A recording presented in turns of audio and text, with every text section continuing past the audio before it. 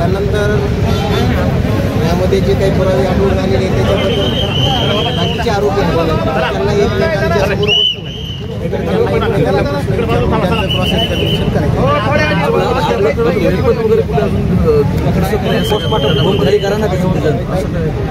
Weapon त्यांनी कुठलं weapon नेमकं वापरलं याच्याबद्दल काही ते विषयारी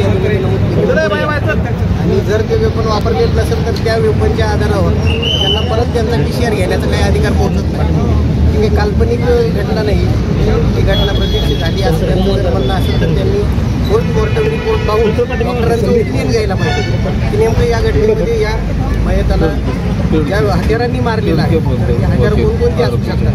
जे हत्यारं जप्त केलेत तर त्या हत्यारांच्या शिवाय दुसरे काही हत्यार आहेत का असं त्यांनी निष्पन्न करणं आवश्यक. पण तपास अधिकाऱ्यांचं म्हणणं होतं की संघटित म्हणजे हे जे गुन्हेगार आहेत हे टोळीने काम करतात आणि यांचा एवढा हे गुन्हेगारी कृत्य करतात की त्यामुळे अगदी व्यवसायावरती परिणाम होतात लोकांचे.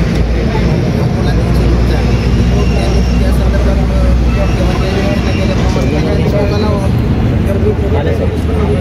एक महत्वाचं आज म्हणजे जो बाहेर कायम इतके दिवस उल्लेख आला तसा कोर्टरूममध्ये उल्लेख झाला. शब्दाचं नाव आहे आका.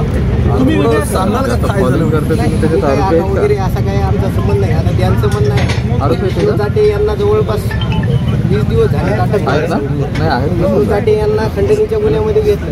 वास्तविक पाहता हा 146 तर त्यांनी त्या आरोपींना याच्यामध्ये घेणं आवश्यक होतं पण त्यांनी तसं केलं नाही. त्यांनी खंडणीच्या गुन्ह्यामध्ये घेतले म्हणजे यावरून तपासी अधिकारी सुद्धा किती तपासी यंत्रणा सुद्धा किती गांभीर्यानं प्रकरण हाताळत. तुम्ही आका हा शब्द तिथे वापरला सिंडिकेट हा शब्द वापरला. सिंडिकेट हे त्याचा कोणीतरी निकाल असला पाहिजे ना. सिंडिकेटचा या प्रकरणामध्ये काही संबंध नाही पण त्यांनी सिंडिकेट हा शब्द वापरला जो की मकुकामध्ये वापरला. त्याच्यामुळं तो कोण याचा लीडर कोण आणखी एक looks like criminals have enjoyed the crime.